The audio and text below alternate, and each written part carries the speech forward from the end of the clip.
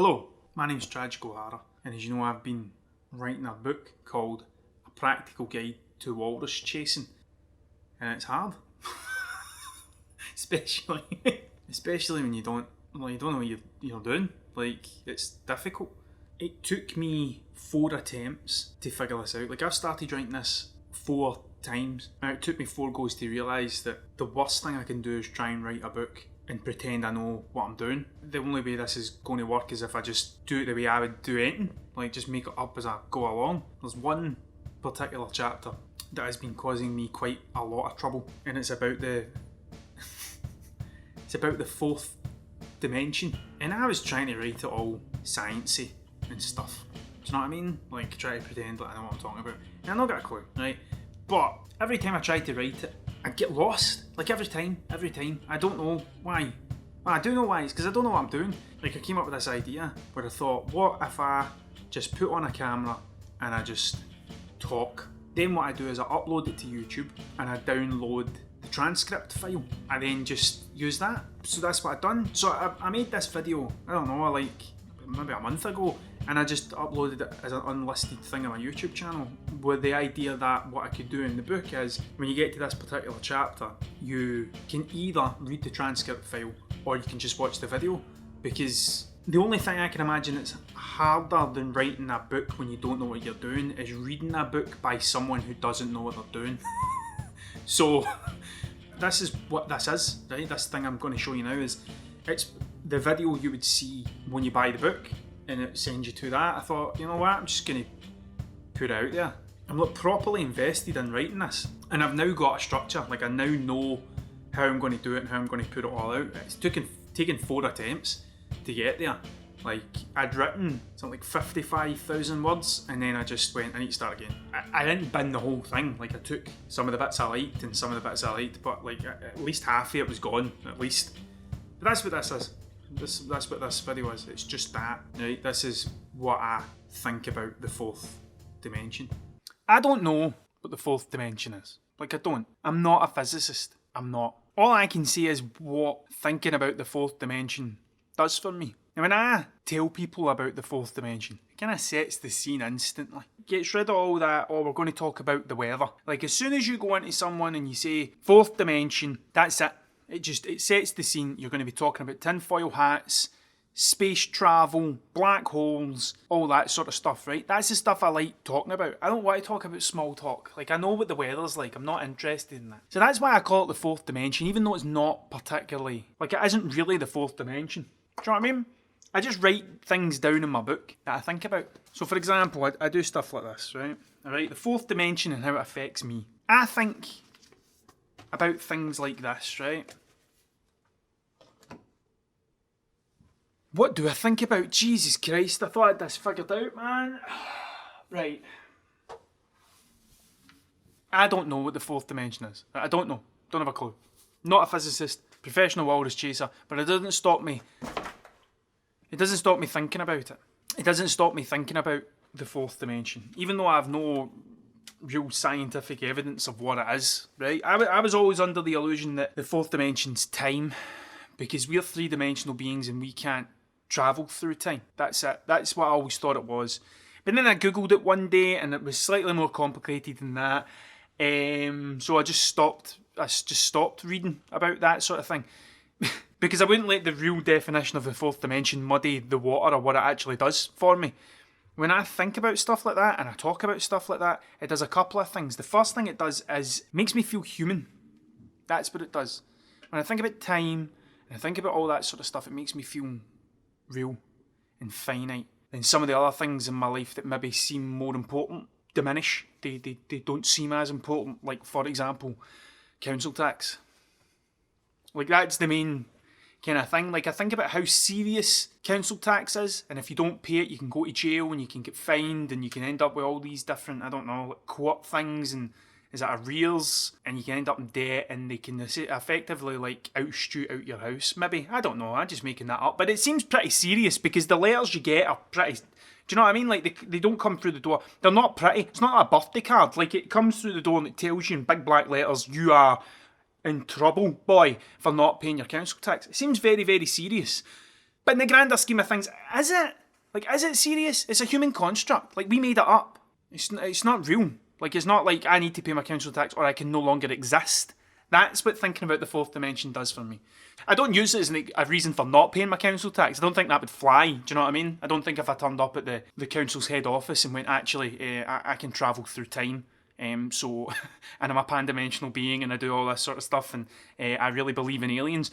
So I shan't be paying your council tax. Like, obviously, like, I'm not saying use that as the reason for not paying your council tax. You could probably get away with not paying your TV licence, but your council tax, like, there is all these things put in place. But it's a system. It's a system created by humans. So when I think about the fourth dimension, I think about how it affects me, not as a human, but as a conscious being. That's it. That's what I do. So for example, some of the things I think about, and I've no idea if they're right or wrong, like no idea.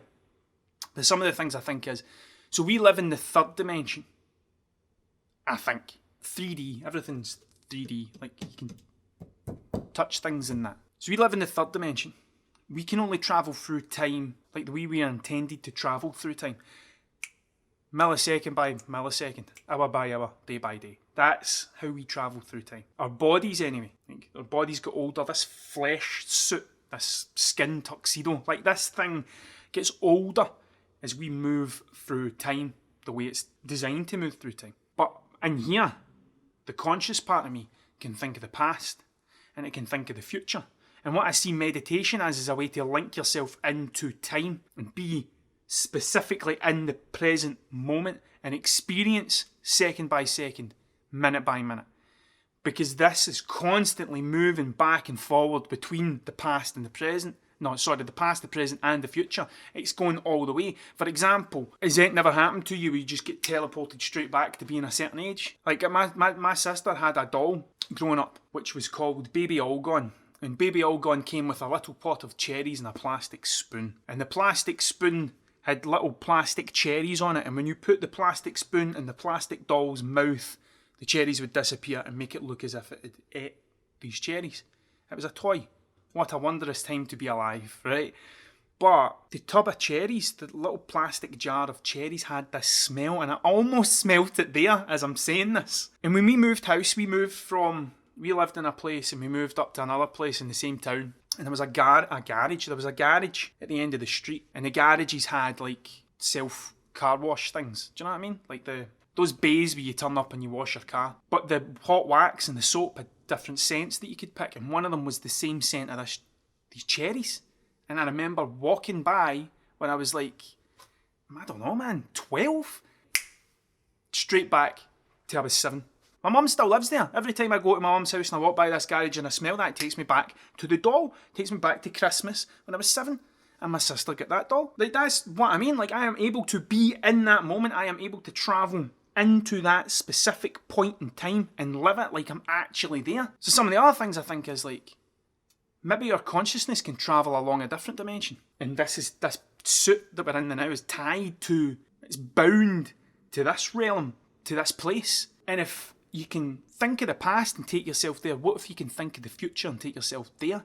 What if you were able to pick things that you want to happen, things you wanted to achieve, and just think about them and manifest it, which is what people like Jim Carrey talk about when he done the thing with the check.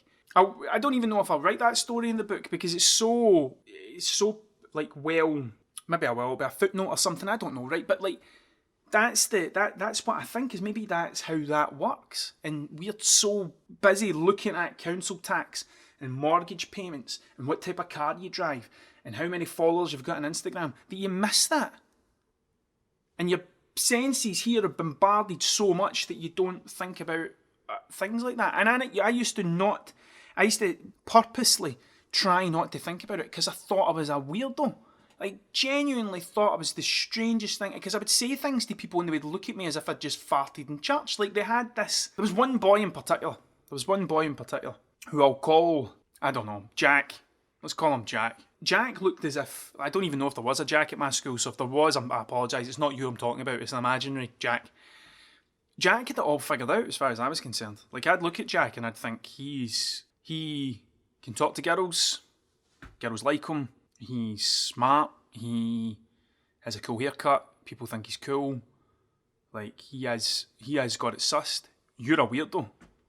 That's normal. And you're not that because you don't think like that. You think like about all this other stuff, and that obviously means there's something wrong with you. This constant sense of impending doom, which is perfectly normal human behaviour. That's the thing, but they don't talk about it. And then you get more comfortable in your skin the older you get, and the more you embrace the person that you are. And I now look at Jack and I think he was just as lost as me. Totally just as lost as I was. And maybe thought some of the things that I thought, but just never ever said it. Because someone maybe looked at him like he was a weirdo. Or maybe he didn't think about it. Maybe he didn't think about that stuff. So that's what thinking about the fourth dimension does for me. It's not particularly the fourth dimension. That's just the name that I give it. Do you know what I mean? Like when I think about parallel universes, or when I listen to things about quantum mechanics and stuff. And I was rubbish at physics. Terrible. I cheated in my physics exam. That was the only way I passed. I put my... It's been so long I don't think the SQA will take it off me, right? But I put all the cheat sheet with all the... what do you call the things? Equations? Is that what you call them? All the like speed, velocity, time. And I put that in the back of my calculator, and I would slide my calculator up a bit, and it would be there. That's the only reason I passed, was that. Like, I couldn't remember the formulas, whatever they were, because it bored me. I wasn't interested in it. I was more interested in Spider-Man and Nirvana. And the funny thing is, like, dimensional theories in Spider-Man. And Nirvana is a dimension. Like, that's the state of bliss. Like, that's what I'm interested in. Not, like, the actual maths of how it works. Just thinking about it. That's what I'm into. And I allow myself to think about it now. Because it makes me feel human. It makes me feel like this could all end tomorrow, which is scary, but at the same time I'm here, and while I'm here, I should probably make the most of it. Like that's kind of what it does for me. It gives me a sense of fear, but a good fear. Like not a fear of I'm afraid of not being able to keep up with my mortgage payments. Like that's not the fear it instills in me. The fear it instills in me is like, do ants even know that we exist? Like, they have their own system and their own thing works and all that. Like, what if we're ants compared to something else? That's what I think. I think I've wrote that in my book. And I drew it out rather crudely. Yeah, I did write it out in my book. Like, they used to think that atom was the smallest thing, and now they know there's things smaller within that atom, and smaller things still in space between those things that they thought were the smallest. So what if ants have no idea we exist, and when you stand over an anthill or looking down on them, they have no comprehension of what you are? What if there's something? What if we're ants? What if there's a thing out there that's much bigger than us? What if we're in the third dimension and the fourth dimension looks at us and goes, do they even know we're here? Like, that's the thing. And that freaks me out. Because we have this self-importance. We have this thing in us where we think that we are the most important thing on this planet. Or we are, like individuals, are more important than other people. But if we were wiped off the face of the earth tomorrow, right? I think the rest of the species on the planet would probably get on fine without us. Maybe cows and stuff like no, the animals that we're breeding to eat would just do their thing. I think that's what they would do, and it would find a balance again. Do you know what I mean? It wouldn't be as catastrophic to the rest of the universe as it would be to just our species. Whereas bees, like if bees just disappeared tomorrow, we'd need to deal with that, like straight away. Because then, like that's a big thing if the bees disappear. Because if we don't have the bees, then we don't have the plants, and if we don't have the plants, there's no animals to eat the plants, and the whole thing falls down. And a bee's like this. Doesn't pay council tax. Just a bee. But it's the bigger thing. Like, we think we're this important thing. And maybe we're not. Maybe we're not. And we put too much gravitas into what we do. Like, this is my job, and this is my bit of paper that tells me I can do this job, and I have this, look at my wife and my family and my respectable car and my briefcase. And it's a lot of pish. Like, it's all just made up. Like, I mean, look. I bought a briefcase. What does that mean? Like, I bought a briefcase because I thought I could put all my walrus chasing stuff in there for when I do these workshops and turn up with a briefcase. Because I thought it'd be funny. Because if I was to turn up in a school with a Hawaiian shirt and a briefcase, it definitely tells anybody that's looking at me that I'm not a teacher, because teachers don't do that. So that was kind of the thinking. But like that's it. And that's what the fourth dimension is to me. I've no scientific knowledge of what the fourth dimension is. I don't have anything that it interests me, but I don't know enough about it to claim to be an expert. I'm not a physicist, I'm a professional walrus chaser, but I like thinking about stuff like that. And I allow myself to think about it, and I don't feel weird about it, even though I used to. And then sometimes I'll talk to people about it, and you'll tell instantly that they don't want to talk about it, and they think you're weird for talking about it. So I just stop talking about it. Sometimes I keep talking about it just because I like to see how awkward they get, right? But like, I don't force them into talking to me about stuff like that. But there are people that I talk to now that would spend hours talking about that sort of stuff. Yeah, it makes me feel human, it makes me feel finite, it makes me feel like all of this could end tomorrow, and you should probably make the most of the time that you've got when you're here. And that's it. Because, like, there's no guarantee how long we're going to be here, which is the bit that scares me, because there's no guarantee how long we're going to be here. And the world will go on absolutely fine without us. It's what we leave here while we're here that's the bigger thing. Think about that a lot. And then I watched that Surviving Death documentary on Netflix, and it got me thinking about something that's like I don't even know if I'm comfortable sharing this thing.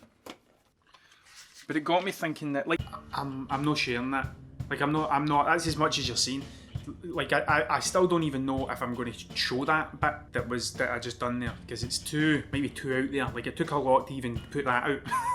Do you know what I mean? So, like, that bit you're not getting to see. The only way you're going to see it is if I put the full version out in the book, and the link will be in the book for you to read, plus a transcript if you're not into videos. So, thank you very much for watching. If you enjoyed that, please consider subscribing to my channel. Go and get me on all my social things, Instagram, Twitter, Facebook. I am at Mr. Tragic O'Hara. And next time, before I do my thing, right, I need to say, you see in the background of that video, you seen a mystery box. So I finally figured the mystery box out. Like, I just made that. I kinda thought I knew what I was going to do and stuff like that, but I was completely wrong. So I now know what this mystery box is. Like, I've known what's in it for a while, but I know what it is now, right? Like, I knew why I was doing it. There's a recurring theme. Like, I knew why I was doing it, but I didn't quite know how I was going to do it, so I figured that out. So, if you haven't already and you want to know what this mystery box is, go to my website, tragicohara.com, and sign up to my newsletter, because that's the place where I'm putting it out first. I don't think I've explained the whole Chasing the Walrus thing particularly well, like my whole plan, because I've got a whole plan, right? And it involves this mystery box.